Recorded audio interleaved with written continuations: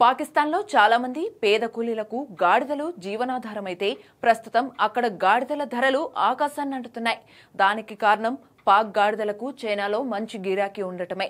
చైనాలో గాడిద మాంసాన్ని ఆహారంగా, చర్మాన్ని ఔషధ తయారీ కోసం వాడతారు. దీంతో అధిక ధరలు వెచ్చించి చైనా కంపెనీలు గాడిదలను కొనుగోలు చేస్తున్నాయి. ఇక గాడిదలకు ఉన్న డిమాండ్ను దృష్టిలో పెట్టుకుని చైనా కోసమే పాకిస్తాన్లో గాడిదలను పెంచుతున్నారు.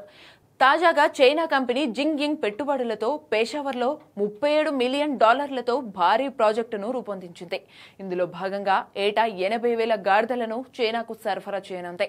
నెలకు 10,000 గాడిదలను ప్రాసెస్ చేసి మాంసం ఎగుమతులు చేయాలని నిర్ణయించినట్లు పాకిస్తాన్ ప్రభుత్వం వెల్లడించింది. చైనాకు గాడిద మాంసాన్ని ఎగుమతి చేసేందుకు పేషావర్లో గాడిదల పెంపకానికి ఆధునిక ప్రయోగశాలలు ఏర్పాటు చేశారు. అలాగే పాకిస్తాన్లోని వివిధ ప్రాంతాలలో 40 ప్రత్యేక పొలాలను కూడా ఏర్పాటు చేసినట్లు తెలుస్తోంది.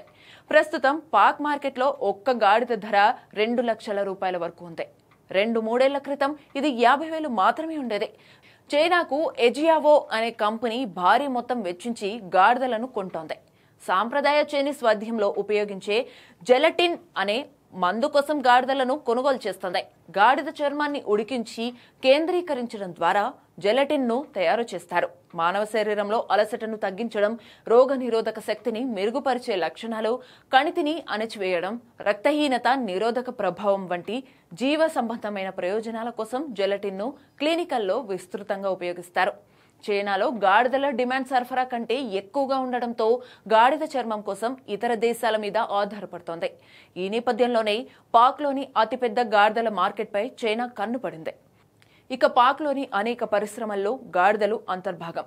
ఇటుక, బట్టీలు, రవాణా, వ్యవసాయం, వ్యర్థాల సేకరణ, రీసైక్లింగ్, లాండ్రీ తదితర పరిశ్రమల్లో గాడిదల పాత్ర కీలకం.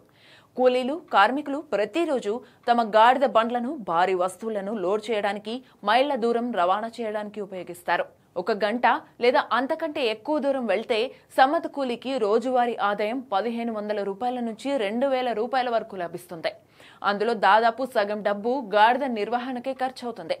పాకిస్తాన్లో పనిచేసే గాడిదలు 60 లక్షల వరకు ఉన్నాయి.